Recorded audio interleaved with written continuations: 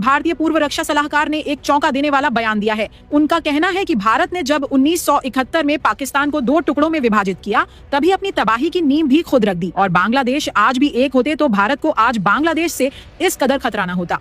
उनका कहना है कि हम पाकिस्तान और बांग्लादेश का जमीनी रास्ता रोककर उन पर दबाव बना सकते थे, लेकिन हमने खुद ही अपने पांव पर कुल्हाड़ी मार ली। आज स्थिति यह है कि पाकिस्तान, चीन और बांग्लादेश एक गुप्त गठबंधन में भारत के खिलाफ सक्रिय हैं। उन्होंने कहा कि पाकिस्तान अब सिर्फ कश्मीर या खालिस्तान की बात नहीं कर रहा, बल्कि उत्तर पूर्व भारत की 7 राज्यों को भी भारत से अलग करने के मिशन पर है। इन राज्यों में हालात इस कदर बिगड़ चुके हैं कि भारतीय सेना सिर्फ सीमा पर खड़ी होकर देख सकती है, अंदर प्रवेश करना अब संभव नहीं रहा। उन्होंने यह भी खुलासा किया कि 1 महीना पहले जब वह नागालैंड गए तो उन्हें वहां कई पाकिस्तानी एजेंट्स मिले, जिन्हें देखकर ऐसा महसूस हुआ जैसे वह भारत में नहीं बल्कि पाकिस्तान के किसी प्रांत में हो।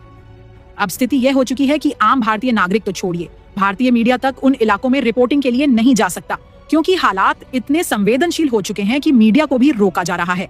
उनका कहना है कि पाकिस्तान और चीन ने भारत की शिरा पकड़ ली है और अगर उन्होंने चिकन नेक पर ऑपरेशन किया तो भारत को पूरे उत्तर पूर्व में पूर्ण युद्ध का सामना करना पड़ेगा। उन्होंने चेतावनी दी कि पाकिस्तान और चीन बांग्लादेश के नाले मुनिर घाट पर एक गुप्त एयरबेस भी बना रहे हैं। यह एयरबेस भारतीय सुरक्षा के लिए सबसे बड़ा खतरा बन सकता है, लेकिन हैरानी की बात यह है कि मोदी सरकार इस पूरे मामले पर चुप्पी साधे बैठी है। पूरा देश इस सच्चाई से अनजान है, जबकि खतरा सिर पर मंडरा रहा है।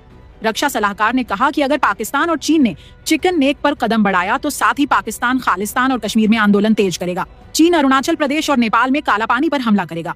इस तरह भारतीय सेना अलग अलग मोर्चों पर बढ़ जाएगी और यही दुश्मनों की असली रणनीति है।